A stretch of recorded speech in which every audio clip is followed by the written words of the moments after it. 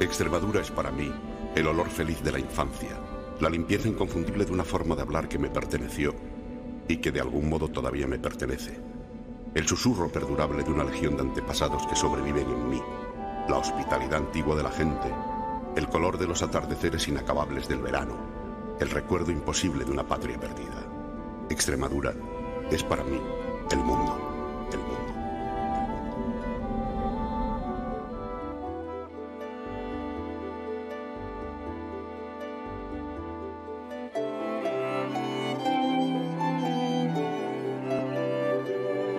En el siglo I a.C., Plinio elogiaba las aceitunas de los olivares cercanos a Emérita Augusta porque producían unas aceitunas que, una vez secas, eran más dulces aún que las uvas pasas de Corintio. Alababa también las bellotas porque de ellas, una vez molidas, se obtenía un jugoso pan. Tito Livio realzaba el valor de los caballos de la Lusitania, que una leyenda recogida por Plinio aseguraba que eran nacidos de yeguas fecundadas por el viento. Eran los caballos que se empleaban en Emérita Augusta, veloces, fuertes y con carácter. Los testimonios de Estrabón, por otra parte, señalan la calidad de la lana de las ovejas.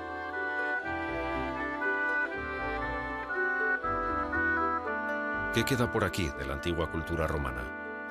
Pues no solo datos históricos, referencias a leyendas y mitos, no solo visiones románticas, sino que pervive el mismo hálito que el poeta y premio Nobel Odiseas Elitis descubrió en los campos de Grecia.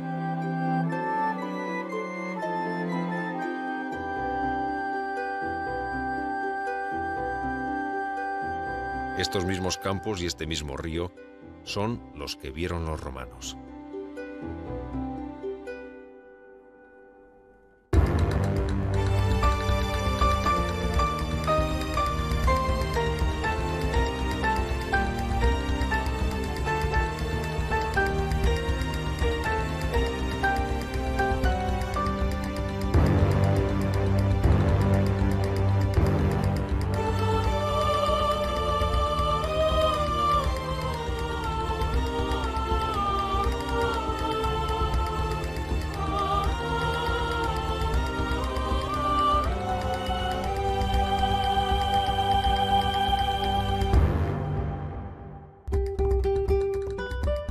Constituyen estas tierras las vegas altas del Guadiana. El río, como no podía ser menos, se convierte en el principal protagonista del paisaje y en argumento fundamental del modo de vida de agricultores y ganaderos, que han visto favorecido su modo de vivir gracias a las enormes extensiones de zonas regables que su agua protege. Grandes zonas de cultivos de maíz, olivos, frutales, vides y arroz, con magníficos encinares entre dehesas dedicadas a la cría de ganado lanar. Corre el Guadiana por Extremadura, como pintando de verde la tierra, para otorgar faena y riqueza, regalando paz y nostalgias en un paisaje de sol y milanos.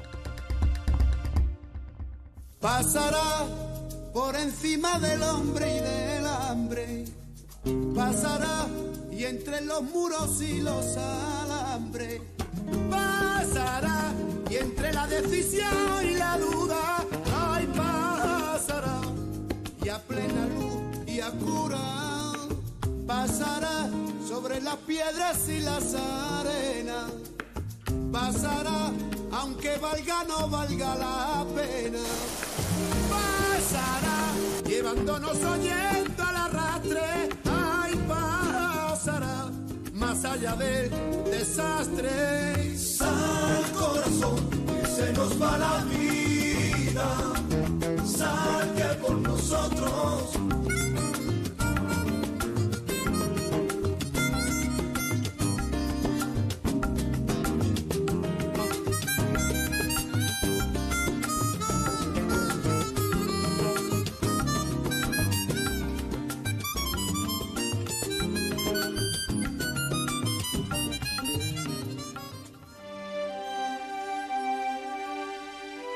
Don Álvaro es un pueblo exiguo, pero bello, con un trazado rural de calles adoquinadas. Junto a la blancura de las fachadas con escasas edificaciones altas y amplios patios, se aprecia la riqueza de algunas antiguas casas nobles. Todo en un entorno sureño propicio a la nostalgia. Su parroquial de Santa María Magdalena aparece mencionada por Moreno Vargas ya en el siglo XVII como de ejecución trascendental.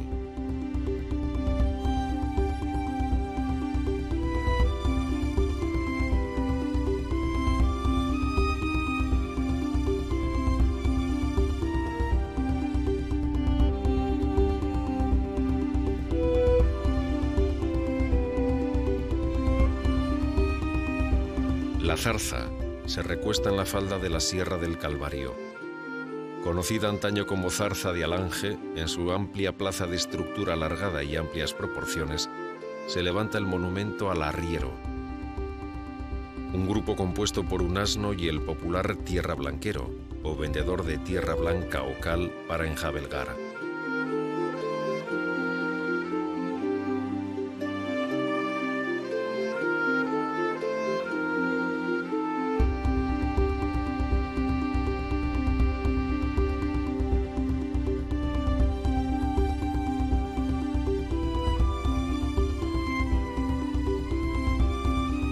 Oliva de Mérida, marcada trágicamente por la emigración, es población de blancas y anchas calles en un terreno accidentado.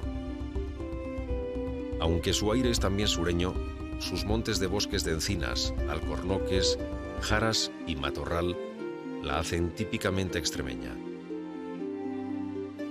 La tradición le atribuye orígenes legendarios, que si fue un enclave fundado por un mítico rey de España llamado Brigo, o una cesaróbriga reedificada por el romano Octavio.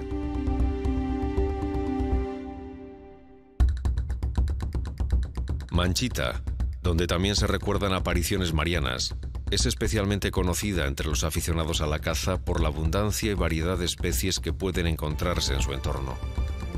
Cacerías de jabalí, y son notables también la del ciervo y el venado. Cristina es otra reducida aldea campesina situada ya en las proximidades de Guareña, de la que dependió tradicionalmente.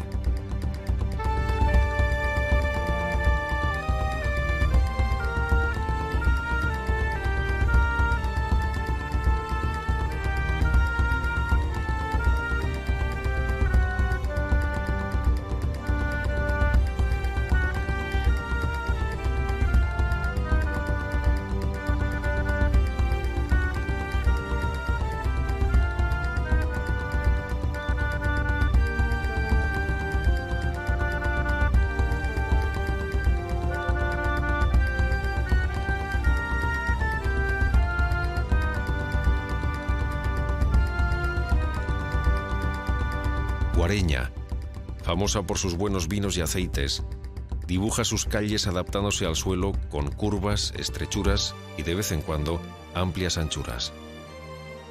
De carácter fundamentalmente campesino, es uno de los centros más representativos de la región y testimonio particularmente expresivo de múltiples facetas de la personalidad secular más característica de Extremadura. Aparte de su secular abolengo, su excepcional iglesia parroquial y un sinfín de atractivos, resulta conocida por ser la cuna de tres poetas de especial resonancia: Luis Chamizo, Eugenio Frutos y Ángel Braulio Ducase. Frutos, que se relacionó con la generación del 27, apostó siempre por las tendencias de vanguardia. Ducase fue periodista y poco se sabe de sus orígenes y de su vida, salvo que murió asesinado en los primeros días de agosto del año 1936. Chamizo, inseparable del noble componente castúo, inmortalizó a su patria chica en poemas inolvidables como el tan conocido Semana Santa en Guareña, una insuperable expresión del alma del labrador que dedicó su vida a fecundar una tierra que casi todos consideraban inútil. Era sangre de otras épocas su sangre. Sus agallas parecían de otros tiempos. Era un hijo de estas tierras, de la raza de castúos, veteranos extremeños. Por mis ojos pasa el Guadiana. Por mi risa pasa la gente. Por mi sueño pasa la vida y yo paso por el puente.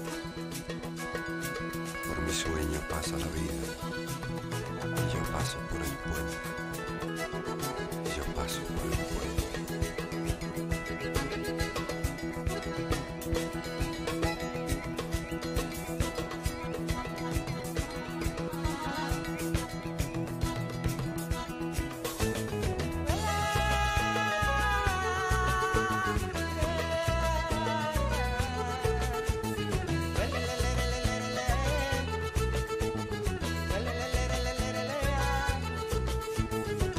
Del alma, templo del día, luz que se acuesta por mi alegría, puente de piedra, ojo de río, luz que se pierde por el vacío.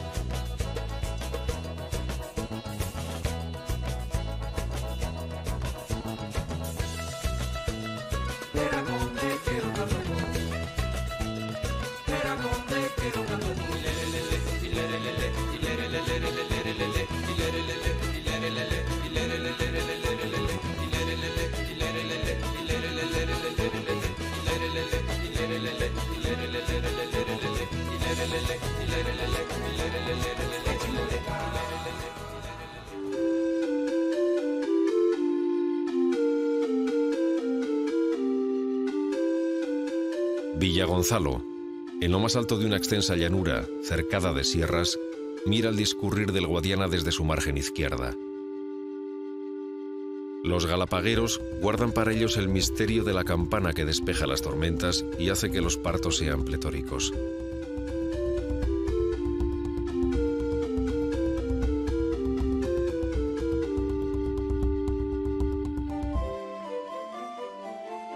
Valverde de Mérida, enclavado en el entrante de la gran curva que traza por aquí el Guadiana, vivió su repoblación al amparo del Fuero de Mérida, anexándose a algunos caseríos ya existentes en el entorno. Hoy sigue siendo un lugar rural y agrícola que hace llegar a la nostalgia más íntima, a los recuerdos imaginados y a la propia historia.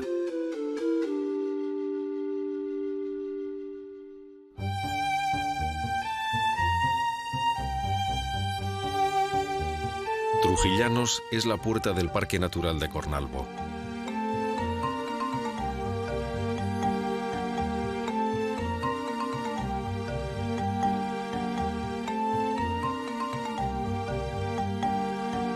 La obra romana, considerada el más antiguo embalse del continente europeo que permanece en funcionamiento, sigue desde hace 2 milenios abasteciendo de agua a los pueblos de su entorno.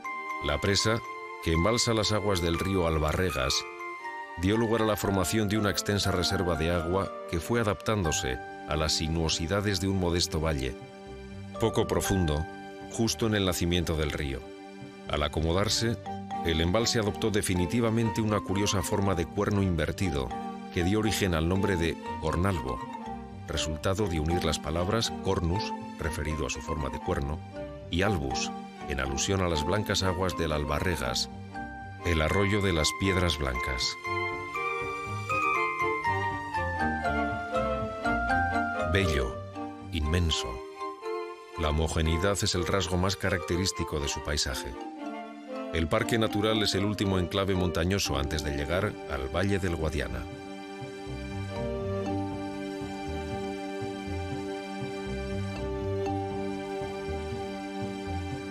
La especie más emblemática del parque es, sin lugar a dudas, la cigüeña negra, que en peligro de extinción nidifica en los alcornocales más cerrados y tranquilos.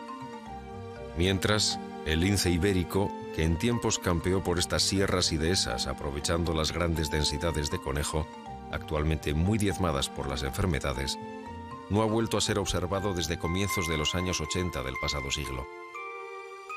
En esta zona protegida, donde caprichosas formaciones han prosperado entre una vegetación poco exigente, lo inexplicable llena la memoria. La majestuosidad de lo inherente, el principio de la vida se refleja en estas aguas, en estos paisajes, en el aire y en el propio suelo.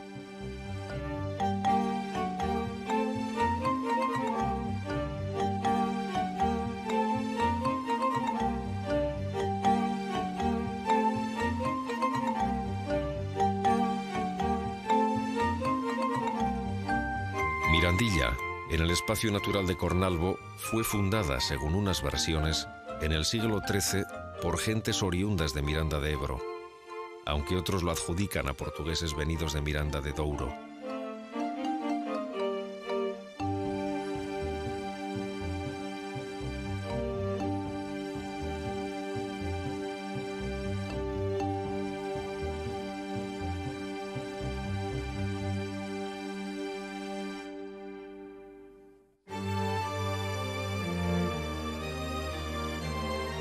San Pedro de Mérida está en el camino real a Madrid, un pueblo mínimo, donde se cuenta que estuvo el último rey godo, don Rodrigo, tras la derrota en la batalla del Guadalete que marcó el comienzo de la invasión musulmana.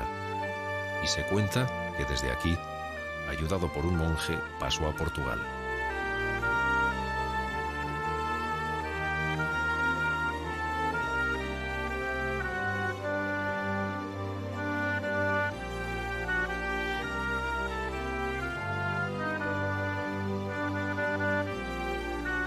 Santa Amalia es una fundación de principios del siglo XIX durante el reinado de Fernando VII, a petición de un grupo de labradores de Don Benito, Medellín y Montánchez, que pensaron en utilizar estas tierras feraces ubicadas entre los arroyos Búrdalo y Cagánchez.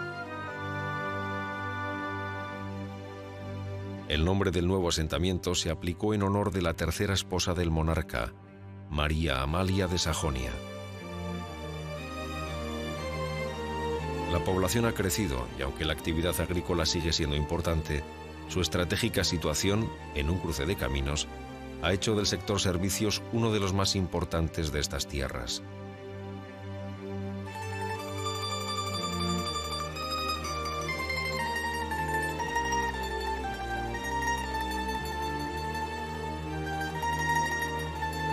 Valdetorres es población dedicada a la agricultura de regadío, en cuyas proximidades discurre el Canal del Zújar, entre bellos parajes y zonas de pesca, que va a desembocar en el pantano de Alange.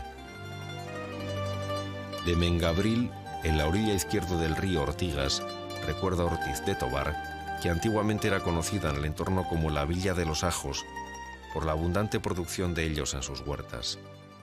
Y tienen viejo arraigo los bordados de bolillo y otras artesanías en tela.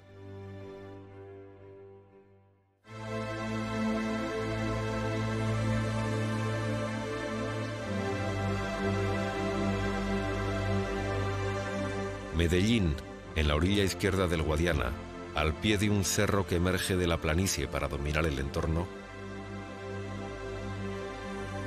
es uno de los pilares más importantes de Extremadura por su renombre y arraigo históricos. El resguardo de la colina y el cauce del río le han dado importancia estratégica para controlar los itinerarios de la zona, cuyo trazado se canaliza obligadamente por el paso esencial que constituye el puente sobre el Guadiana.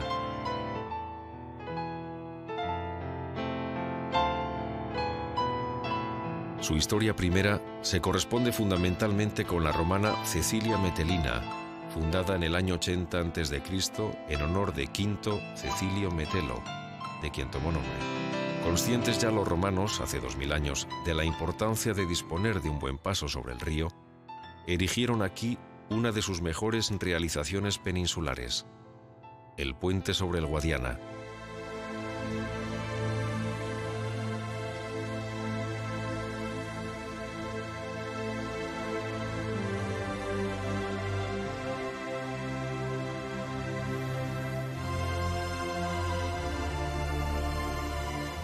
Tenía 400 metros, con un total de 28 arcos de sólidos estribos, siendo toda su fábrica de sillares regulares.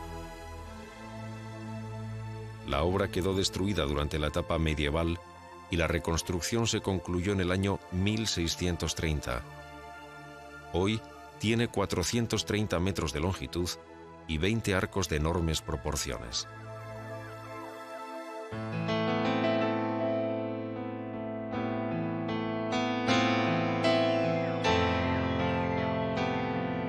Y el castillo, un imponente bastión desde el que los musulmanes hostigaban a los cristianos. La formidable fortificación fue destruida por Pedro I el Cruel y reedificada poco después por el titular del señorío, el infante don Sancho de Castilla, al que se debe la impresionante obra en piedra cuyos restos aún perduran.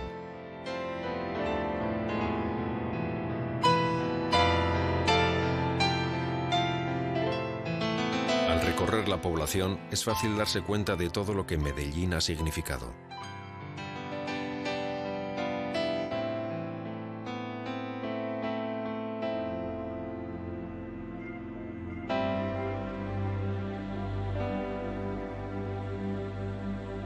Navarro del Castillo da la cifra de 280 personas que abandonaron Medellín para embarcarse en la empresa americana, al llamado descubridor, conquistador y colonizador.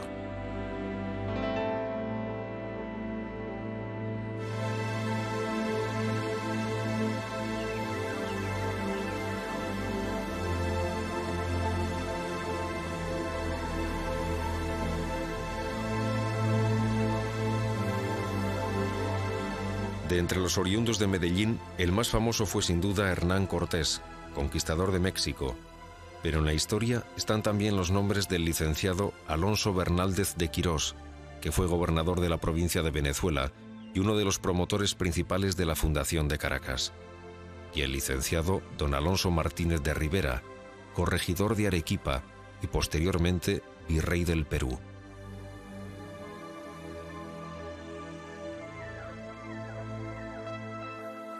Hernán Cortés, procedente de una familia de hidalgos, conquistó tras 1001 aventuras el antiguo imperio azteca, el más grande de Mesoamérica, llevando después expediciones hacia el sur para anexionar los territorios de Yucatán, Honduras y Guatemala.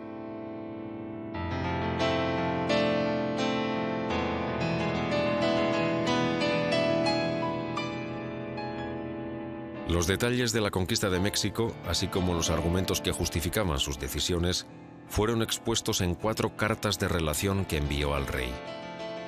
Sin embargo, la corona española, ya en manos de Carlos I, practicaba una política de recorte de los poderes de los conquistadores en un intento de controlar más directamente las Indias.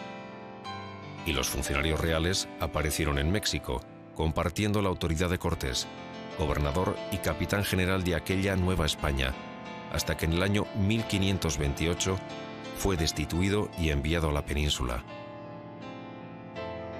Absuelto de todas las acusaciones e incluso nombrado marqués del Valle de Oaxaca, todavía organizó de vuelta a México algunas expediciones como las que incorporaron a la corona la Baja California. Regresó nuevamente a España para intentar obtener mercedes de la corona por los servicios prestados, pero sus reclamaciones nunca fueron atendidas. Se instaló en Castilleja de la Cuesta, un pueblo cercano a Sevilla, donde reunió una tertulia literaria y humanística, y murió cansado y enfermo. Cuentan los que le conocieron que el conquistador de México, impulsado por un gran fervor religioso, aparte de la ambición de honores y riquezas común a todos los conquistadores, fue un hombre culto y con preocupaciones morales, inusuales en su entorno, como la de plantearse si era legítimo esclavizar a los indios.